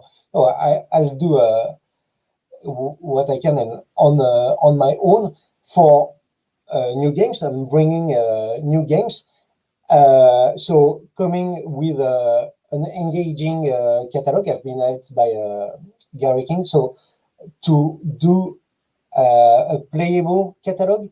So having people being able to test the vibe of the game ahead of the purchasing, to ensure I don't want overconsumption. So I would like people to buy the game if they know they're going to enjoy it, and go visit the shops, talk face to face with the different owners, understand how they work, maybe compare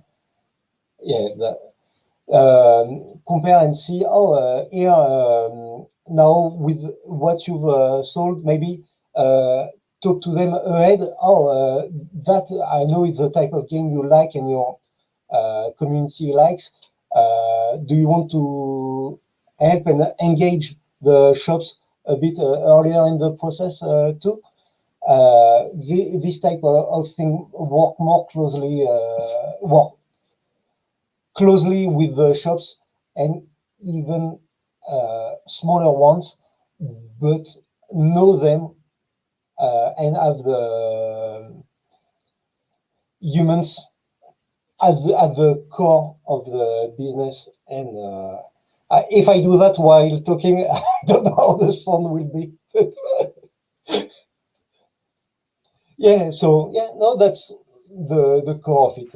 And I brought this mini demo up so that people can, and I think this is just such a genius part of design. It's one of those things where, like, wow, it's so obvious in retrospect. I really, really admire the design of this game. Difference Junior.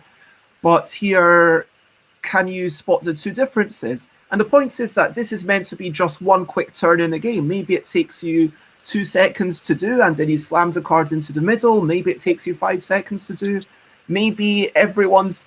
Honestly, when I saw this page, I was studying it for about 15 seconds. And and like the next bit for actual difference, I couldn't find all the differences. I'm not going to lie. I couldn't find all the differences. Yeah. But and did you put who is the designer of this game? no, I can't remember. Christoph Bullinger. Yeah, is the one who did Archipelago. Okay. So that's a big gap between. I mean, I feel like humans want to diversify. Like, look at yourself. You did a lot of stuff in comics for the car industry, and now you're working as a distributor. I mean, as a designer, if designing is your passion, if board games are your passion, yeah, I've personally worked on very silly games. I've worked on word games. I've worked on a 4-hour LARP, which is about for King's College London, which was very serious. It was about gender inequality, and was actually commissioned by them. I was very grateful to work on this, and then even though it hasn't come out, I've worked on Seize the Power, which is a game about discrimination and subjugation of power and negotiation.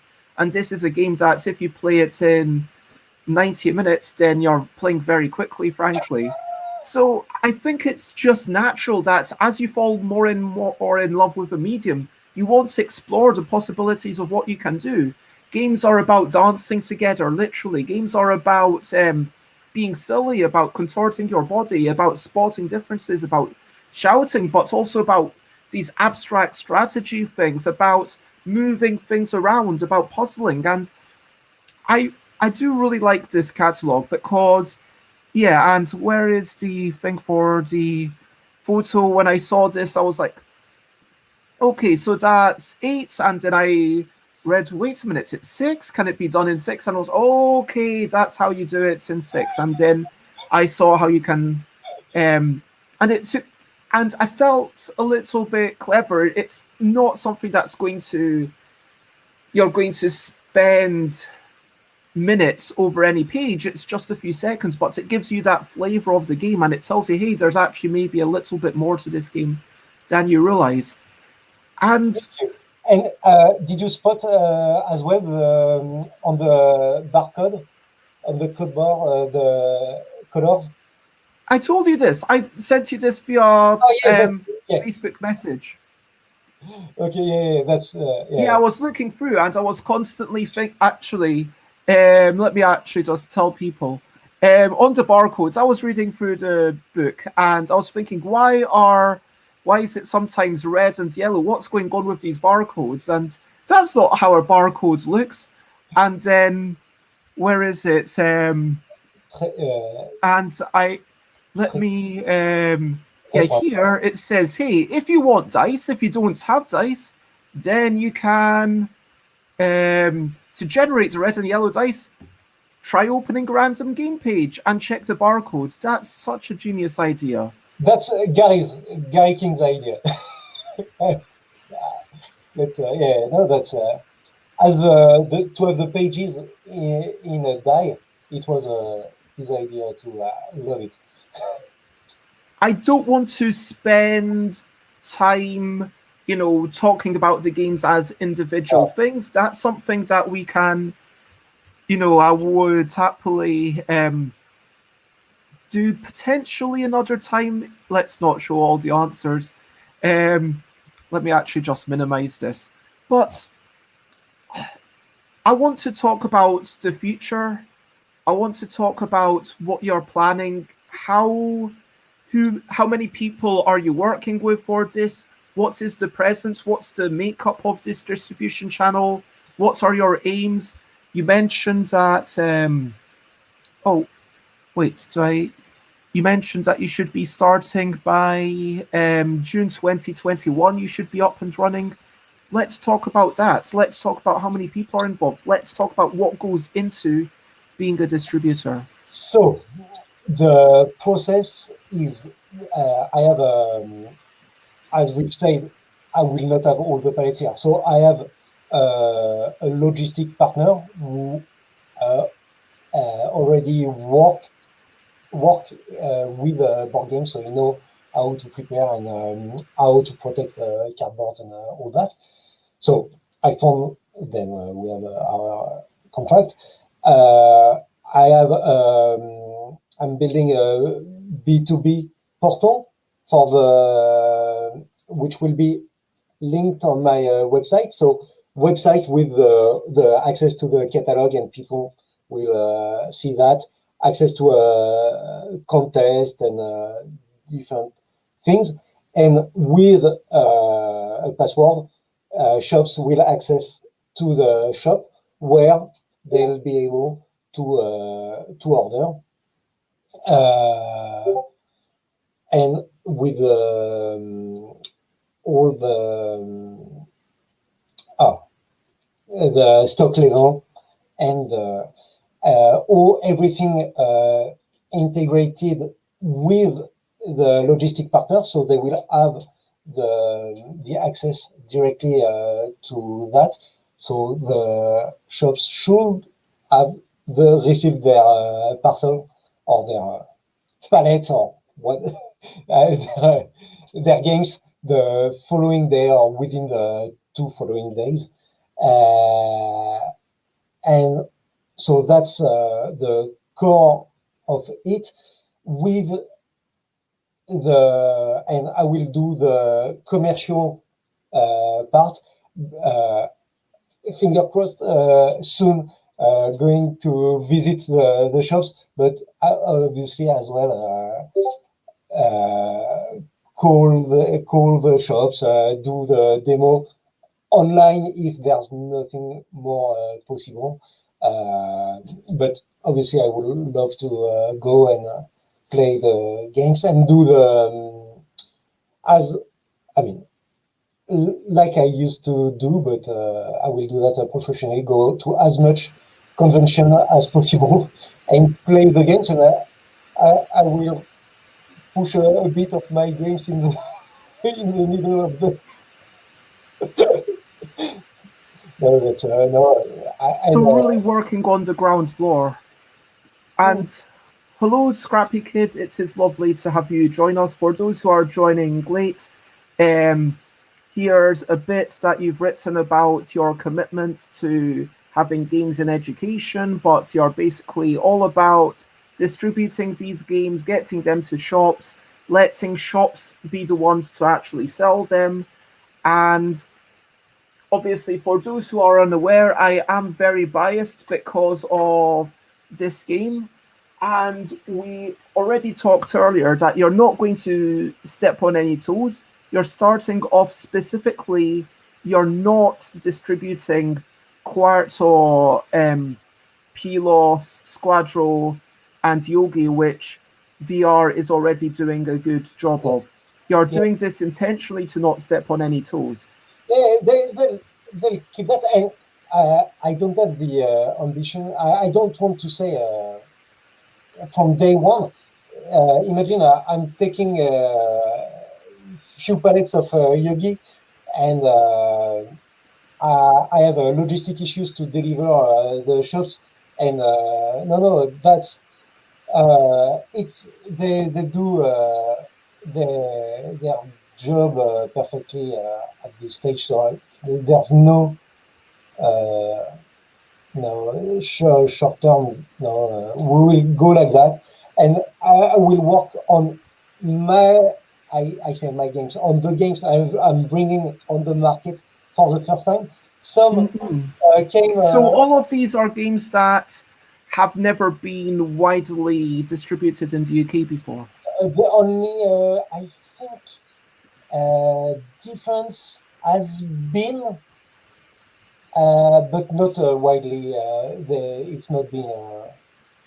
No, and all the others will come here for the first time. And I'm working with the publishers as well to try to align to have the games as soon as possible in France and in the UK to for example, a game like Nidavellir. I don't have that in my catalog. It's Asmodee. But as a gamer, I was so frustrated. It's a game I wanted to play it with everybody, or Ganymede. Ganymede, I've managed to have it. But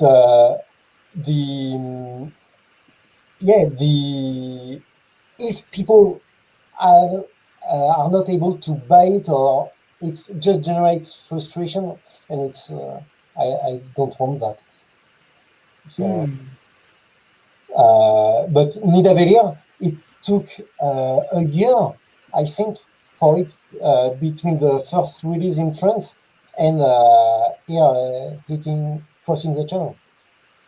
So, oh no, that's the one. Contour has been distributed here. Yeah, it's beautiful packaging. Perfectly explains what's going on here. I do really like the way Gigamic presented that, if you know what I mean. So if it was, I know as a very small publisher in the past, I have sold things to Asmodee UK, back in the day, back when it was called In a Bind.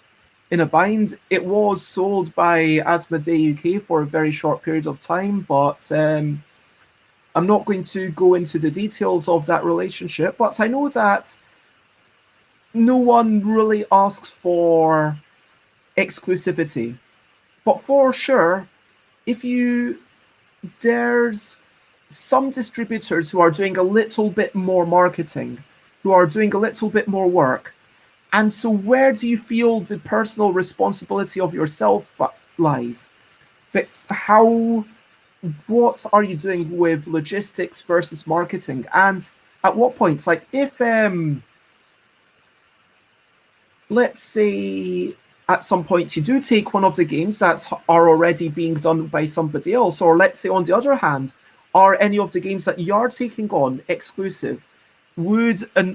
If you start selling Ganymede very successfully, would someone else be able to say, okay, we'll take Ganymede as well now? Good point. I didn't think about that.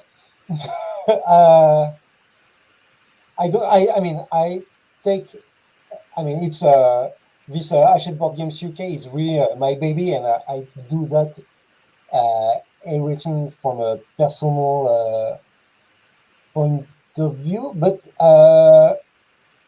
and yeah, with Hachette and sorry, we are French, being part of Hachette, is there even an exclusivity behind? Honestly, I don't know. I've not thought about that. So it sounds like there's still quite a few details to decide upon before the launch date, or whether that be June or July, or I hope end of May, beginning of June. No, where I have more time to spend on is this B2B portal to have the best experience possible, and with everything integrated. All what is at the back is all the invoicing. I want the invoicing to be smooth. All that for the shops to not spend too much time chasing something or having to come back to me. all that, it's where I want to be really strong before hitting the button and say, okay, now please order. That one is from Theo Rivière. You know, that's Yeah, I think I played this, or when I say I played it, I mean that I had a very quick, like 1 minute demo of it. yeah, that's just no, it's a 3D memory game. So if you have this 3D house where you move all the pawns in the middle like that, yes, and you have a light on. You switch it on. You look into all the different rooms and try to, as a team, you try to memorize where are the different elements. And after you have different level of as a good game. So as a good cop, you have the starting level which with easy questions, and you can ramp up, have more tricky drawings on the pawns and all that. I mean, even Honestly, I don't know if I'll. Yeah, as an adult, I found it marginally challenging. I'm just going to admit my memory isn't the best. So, even as an adult, that's the sign of a good game. When Ruler Peaks is I, is that being distributed in the UK? I don't. Maybe I don't know. Like I think it was a Kinderspiel. Was it the Kinderspiel des Jahres winner? Yeah, 2 years ago. Yeah, No, like last year. But with the hedgehog, and then you've got the Velcro hedgehog, and then the hedgehog's picking up all these things. And when I went into Cannes, they had like a giant beach ball. But it's fun, even for an adult, and you can. There are definitely, even if at a certain point it's like, okay, I've got enough dexterity to be able to pick up the leaves and not cut the bad things, then it's still fun. It's just like intrinsically, it's fun to roll around this tennis ball and pick up things. And yeah. Okay, I'm just going to acknowledge the totally. So, firstly, apparently, 56 Ruler Pick is a brand of clarinet reeds. So, you've got the resident musician just giving us random info. And apparently, NASA, right now, we have major history that has just happened. This is breaking news. NASA just did the first ever controlled flight of an aircraft on another planet. That is pretty cool. Yeah. We are living in amazing times. I just want to acknowledge that. Yeah. But I would love to have you back on at some point in the future. Maybe let's plan a date for June, July. Once things are working, let's talk about these things. And also the other thing that I wanted to mention before we recap and wrap up is that the reason that no, you didn't. No, you didn't think that I said that. You are just so you claim. You can't blame anything on coffee. But anyway, yeah, what was I saying? Anyway, the reason that I found out about you was because on Board Game Reviewers and Media, you put up this post a few weeks ago, maybe a month ago, saying, hey, I am trying to get some partners to promote these things a bit more. Are you still looking for people to work with? Are you looking for more people? This isn't necessarily a job advertising, but are you looking for more people to employ to get involved with spreading the word? It was for the demo games and to bring together, to discuss with people with the same values and which could bring things to discuss on the long term. For example, I've met Hannah, someone who people working with disabled children or with mental health issues. So having it's really to build a team to develop something where in the future we could write things together, not linked with selling the games or this specific game for that, but as a whole, having that together. And so with the time I have today, I've started working with 5 people, and I don't want to dilute my effort and really would like to build something with them, and then I will expand. But so you're not looking for more employees just now. So if someone's listening and are based in the UK and they want a job, your answer is no, not yet.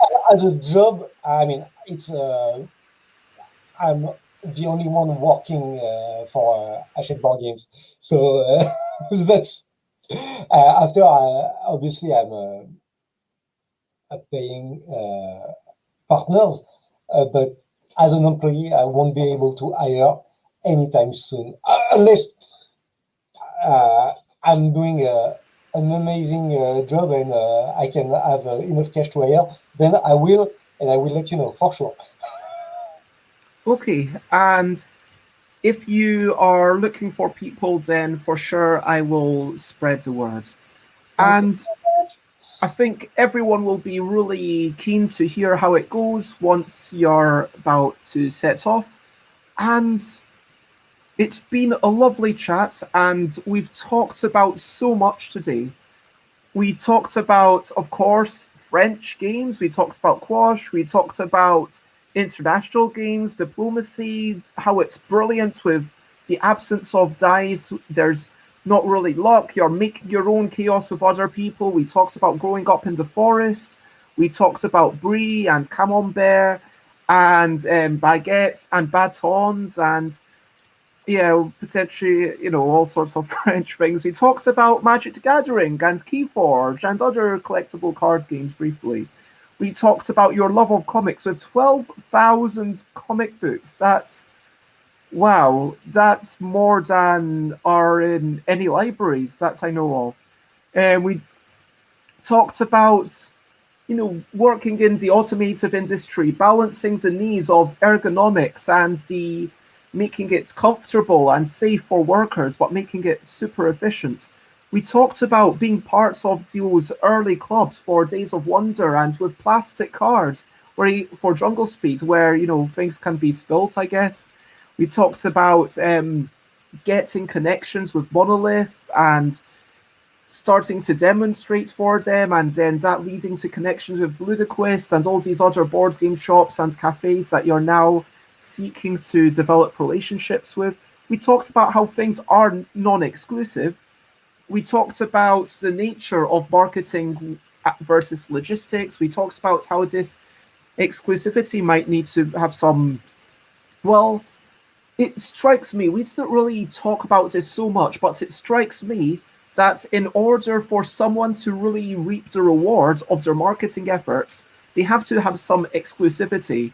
It feels to me like if someone is to be motivated to really push something, then there has to be some exclusivity. Yeah, maybe I'm wrong. No, I'm with you on that. It's just that I didn't think about it per default, since it's starting from really small, and they are a bit my babies. I will show. I think I still have difficulties to project myself. Oh, that would be a big success everybody will want. That's I'm still not in this mindset. That's why I'm not. No, that makes lots of sense. And I want to say massive thank you for talking about all of this with everyone. There's no websites. If anyone's got a shop who's watching, then there's no websites yet.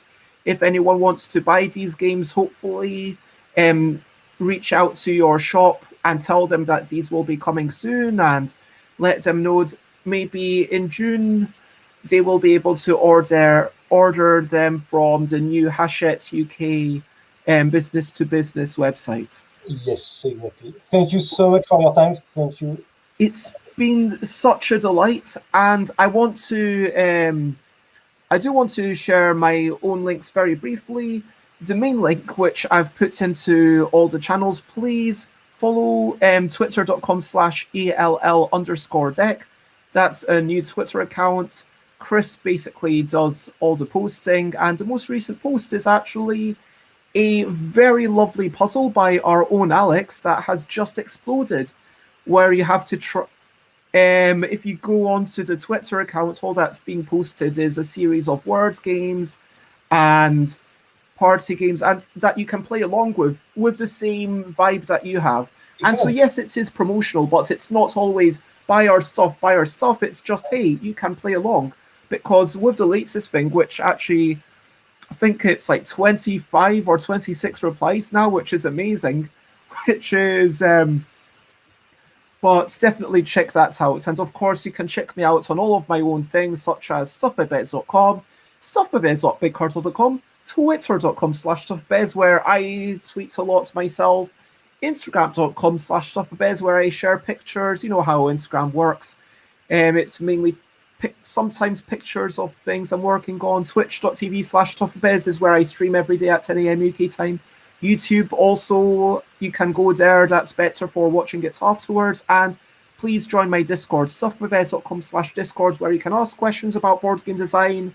We can chat about pretty much anything that's, there's a line where, no, that's inappropriate, but no one has ever come close to that line in my Discord. It's a lovely environment. And we're just sharing the positivity, we can talk about foods, talk about cats, talk about music, talk about things we enjoy, and of course, talk about games and comics. But I want to say thank you not only to Flavien, who has been a lovely guest, but to everyone watching. Thank you, everyone who's been popping in. And the final section, which I like to ask, is over to you. What are you up to? You can share, but only if you want to. After we finished, what are you doing? I am going to have some breakfast. I am going to do a tiny bit of writing and contacting some people. And that's pretty much me. Then I'm going to have a dinner making date with one of my parents. Today, I'm learning how to make Hachette carafes, which is full of green things. And so, yeah, there's celery. It's better if you make it with rhubarb. And I will post pictures of it afterwards. It's a very traditional Iranian dish. And then we're going to eat it together. Maybe we'll play something. Maybe we'll play Horrible Abominations. Maybe we'll play something else. I don't know. We'll play a family game. What are you up to tonight? Let me know, whether you're in the comments or Flavien. What are you up to? Yeah, dinner. Have a meal. I don't know how you can have your breakfast that late. I had to eat before. No, and working on this afternoon, I will work on the Choose Your Own Adventure books. Yeah, for kids. Nice. And thank you so much for your positivity. I mean, that's what the best. No, thank you for the time. And Board Game Gran is editing a game video. And shouts out to Board Game Gran. Definitely check them out on YouTube. I don't think Board Game Gran even has a Twitch account, but Board Game Gran is such a lovely person, and short videos, and does these wee videos about positivity, which is super lovely. Scrappy Kid from London has a day off, so is going to Pootle for an hour or so, which I guess just doing random things and doing whatever occurs to Scrappy Kid, then running off to Richmond. Wow, wait a minute. Richmond is only 3 miles away? Wow, you must be really far south. Tell me your postcode in as much detail as you are willing to share, maybe privately. But I'm very curious now because I'm N15. I'm willing to say that publicly, and so I might be quite far from you. Sushi lunch sounds amazing. And oh wow, Scrappy Kid is TW7. So for those who don't know, that is Twickenham. officially, I believe. So that is very south west London. Other people are doing exercise. I should also put it, I will definitely go out for a walk as well, as is Alex Akrisulis, going for a little walk in the sunshine, then back to work, maybe meeting with Rob later, which I assume is Rob Harper, for some game design. And yep, Scrappy Kid is very fit, says Board Game Gran, and lots of love and hugs to you. And all the reminiscing going on. Of course, if you want to check out my future streams, I am going to be streaming at 10 a.m. UK time for the next 52 days. And then I'll be having a wee bit of a break. I've decided this is the way it's going to be here. I'm going to stream 100 days and then have 3 weeks break, and then stream 100 days and have another 3 weeks break. So for the next few days, tomorrow with Alan Paul, Rita Modal, Matthew Dunstan, and maybe a surprise guest, we will talk about integration of arts and graphics into board game design.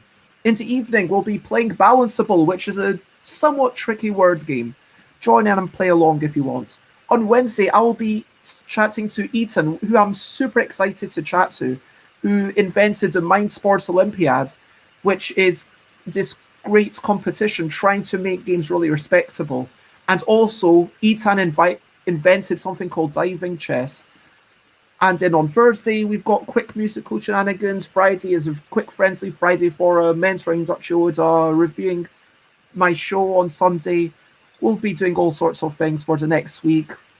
Check out my calendar, although there's a couple of question marks that I need to sort out today. Share, spread the word. And if you're on Twitch, I am going to be raiding someone. And, ooh, Ethan, excellent. I'm glad that you know this person and are as, if you're even half as excited as me, that's great. I am going to check out who is on Twitch just now. So for those who are elsewhere and don't know, this is something where you look up and see who's playing, who's doing things. Let me direct everyone to these other lovely people. And I will raid Familiar Fry, who is an Icelandic musician. Actually, you know what? I am going to raid Crystal Cat 1989. Raid Crystal Cat 1989, because that allows, yeah, they don't seem to have many viewers, so they'll probably be a wee bit happier. And please copy paste some or all of this message as we get in.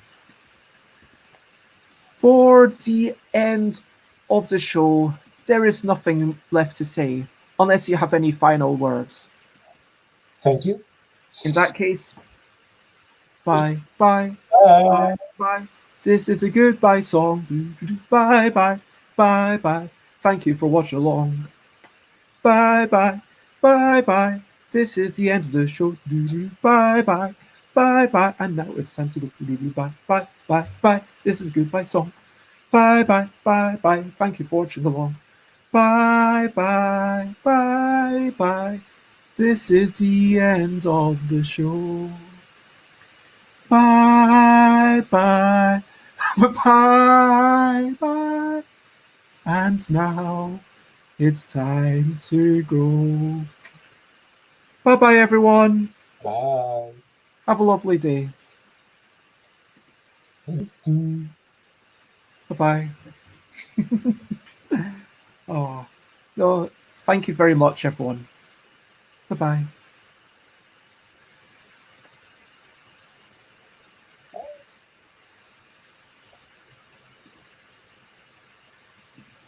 Bye. Bye-bye. Bye. Is the link